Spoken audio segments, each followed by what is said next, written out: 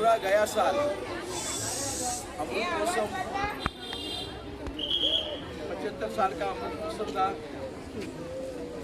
पूरे एक साल में हमने हर घर में झंडा लहराया। अभी भी हमारी माटी हमारा देश ये उपक्रम सारे हिंदुस्तान में हो रहा है। पूरा साल भर कुछ न कुछ कार्यक्रम करके भारतवासियों को दिखाना चाहते हैं हमारे 75 साल होने के बावजूद भी जो आज़ादी के लिए जिन्होंने अपने प्राण दिए थे, बलिदान दिया था, व्यर्थ नहीं होना चाहिए। उनकी यादें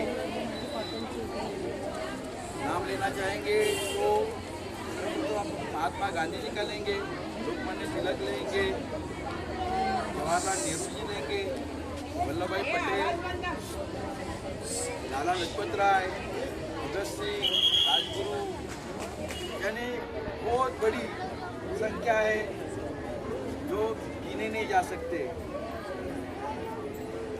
उस वक्त में इंग्रजों से लड़ना बहुत बड़ी कठिनाई थी। आज का वातावरण देखिए, आज की परिस्थिति देखेंगे तो थोड़ी सी एक ईडी की नोटिस आती है, सीबीआई की नोटिस आती है, इधर उधर भाग जाते हैं। वो वक्त ले सब छोड़ के सिर्फ हमारे लिए नजदीक जाते हैं। उन्होंने बलिदान किया, उन्होंने स्वतंत्रता का उपभोग नहीं किया, किसके लिए किया? हमारे लिए किया। इसलिए मैं कहता हूँ कि हमें भी आने वाली हजारों पुस्तकों के लिए ये अपना स्वतंत्रता और हमारा संविधान इसी तरह बचा के रखना है।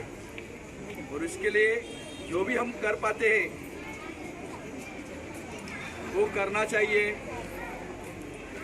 15 अगस्त और 26 जनवरी ये दो दिन तो ऐसे कि उस दिन में भारत माता के प्रति प्रेम हमारा ज़्यादा आता है, मगर वैसा नहीं होना चाहिए कि साल के 365 दिन हमारे अंदर अपनी भारत माता के प्रति गौरव रहना चाहिए, उनके प्रति प्रेम रहना चाहिए। तो बाकी कुछ नहीं कहना चाहता हूँ कि जिस तरह से हमारे देश में लोकशाही है, प्रजासत्ताक है, और उसी तरह हर धर्म के, हर जाति के सब लोग आज तक मिलजुल के रहते हैं, उसी तरह भाईचारा हमेशा रहना चाहिए। और यही सीख हमारे बच्चे को, हमारे बच्चे आने वाले पीढ़ी को देंगे। यही शुभकामना करता हूँ। हमारा स्वतंत्र दिन चिरायु हो। जब तक सूरज चांद रहेगा तब तक हमारा झंडा ऐसा ही लहराता रहेगा, हमारा स्वतंत्र दिन ऐसा ही रहेगा।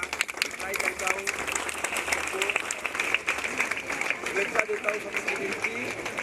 जय हिंद, जय महाराष्ट्र, बोलो भारत माता की जय, भारत माता की जय। अच्छी काम बहुत बहुत धन्यवाद सर। 2 मिनट का फोटो निकालिए। एक मैडम हो जाएगा। मैडम बोले ना, मैडम शांत रहिए। हाँ,